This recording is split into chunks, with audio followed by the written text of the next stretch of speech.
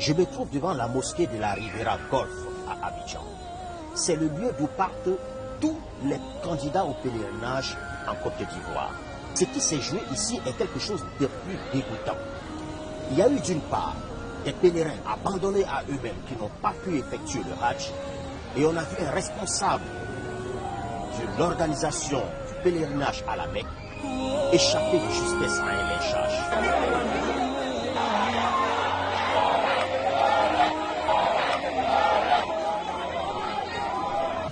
Je vais d'abord rappeler le contexte. En 2020, il n'y a pas eu de pèlerinage en lieu saint de l'islam. L'Arabie Saoudite, elle a décidé d'annuler l'événement pour cause de Covid. Alors cette année, quand on a rouvert la possibilité du pèlerinage à la Mecque, les places accordées à la Côte d'Ivoire n'étaient pas suffisantes pour déjà prendre en compte la totalité des personnes qui s'étaient inscrites en 2020 et qui ont payé la totalité des frais.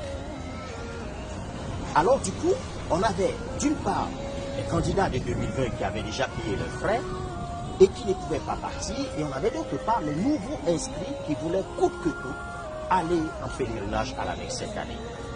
Nous sommes quand même dans un domaine religieux où la logique aurait voulu, l'honnêteté religieuse aurait voulu qu'on accorde la priorité à ceux qui s'étaient inscrits depuis 2020. Mais ce n'est pas à cela qu'on a assisté.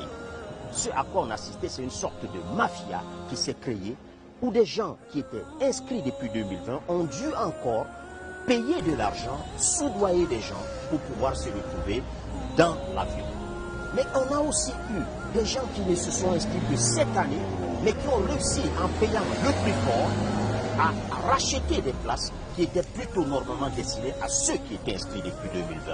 C'était donc un spectacle d'une mafia inqualifiable qui s'est déroulé autour du pèlerinage à la Mecque cette année.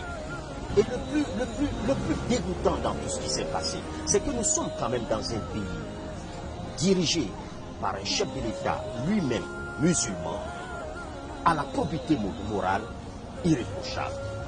En attendant que je situe les responsabilités à l'issue de mon investigation, je voudrais d'abord présenter les principaux acteurs de l'organisation du pèlerinage musulman en Côte d'Ivoire. Il y a d'abord la direction générale du culte. C'était l'organisme du ministère de la Sécurité de l'Intérieur, et cet organisme est dirigé par M. Messamba Bamba.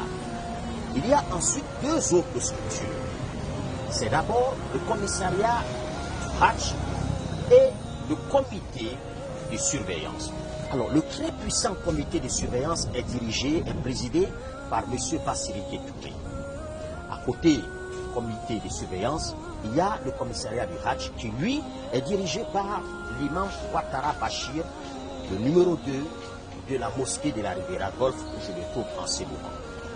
À côté de ces trois structures, il y a aussi enfin les agences de voyage. Ce sont donc toutes ces structures et personnalités que je vais passer au crible. Je vais situer les responsabilités. Qui a failli? Qui a vendu des places qui étaient destinées à d'autres? Qui a mis en place une sorte de marché noir cette année pour le pèlerinage des musulmans? Je vais conduire mon investigation avec la plus grande rigueur. Je serai très ferme dans le résultat de mon investigation. Je serai sans concession, parce que c'est l'image de toute la Oumma islamique de Côte d'Ivoire qui a été entachée. On a brisé le rêve